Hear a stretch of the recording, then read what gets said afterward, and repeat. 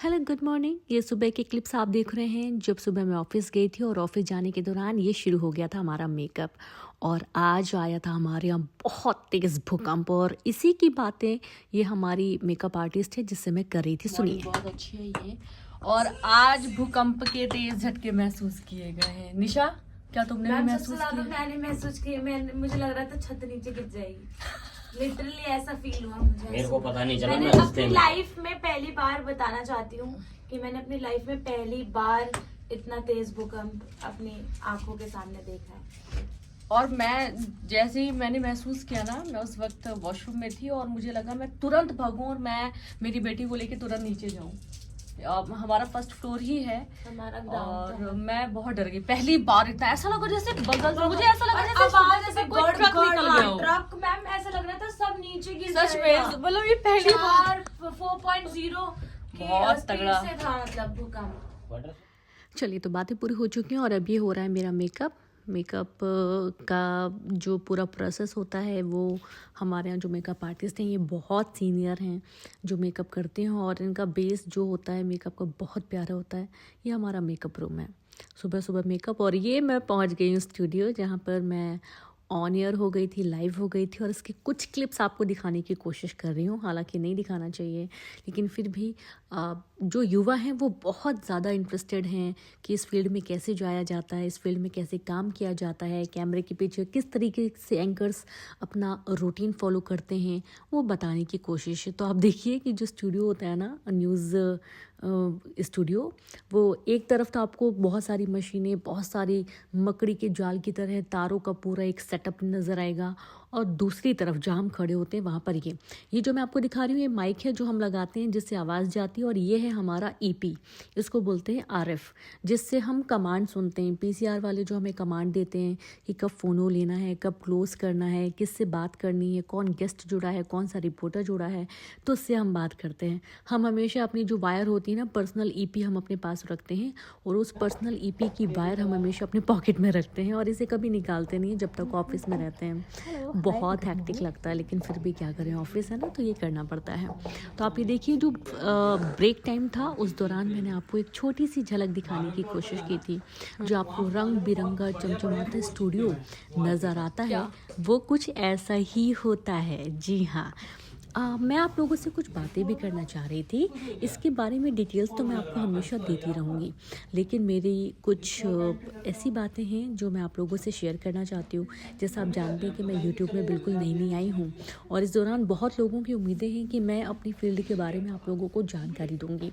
मेरा ऐसा मानना है कि इसमें थोड़ी सी फ़ैन फॉलोइंग या थोड़े से जो व्यूज़ हैं वो जब बढ़ जाएंगे तब मुझे इसके बारे में जानकारी देना बेहतर रहेगा कि आखिरकार कैसे कैसे एंकर्स बनने की प्रोसीजर होती है, क्या पैरामीटर्स होते हैं, क्या आपको आना चाहिए, लुक्स को लेकर क्या पैरामीटर्स होती हैं, सारी चीज़ें बताने की कोशिश करूँगी। और हम एंकर्स की लाइफ ना थोड़ी डिफरेंट होती है।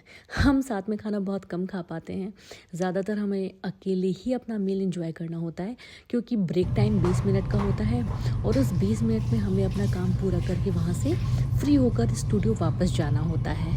वॉशरूम जाने का भी टाइम कई बार नहीं मिलता है। जी हाँ, दौड़कर वॉशरूम जाओ और भागकर वॉशरूम से बाहर आओ। तो अभी फ़िलहाल थोड़ा सा समय था, अपने कुछ वीडियोस ले रही थी मैं।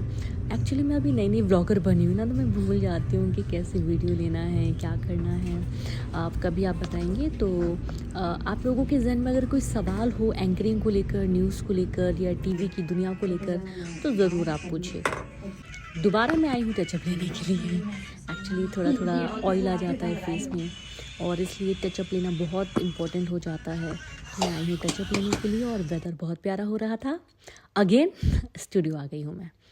तो देखिए कितना प्यारा स्टूडियो हमारा। और वाकई में जब स्टूडियो के अंदर हम दाखिल होते हैं ना तो एक अलग ही फील आता है, बहुत खुशी मिलती है। और न्यूज़ पढ़ने के पहले जी भर के पानी पी लेना चाहिए क्योंकि गला सूखने लगता है। हो गई ये छुट्टी, मैं पहुंच गई हूँ घर अपनी बेटी के पास और मेरी बेटी मुझे अपने हाथों से मूंगफली के दाने खिला रही थी।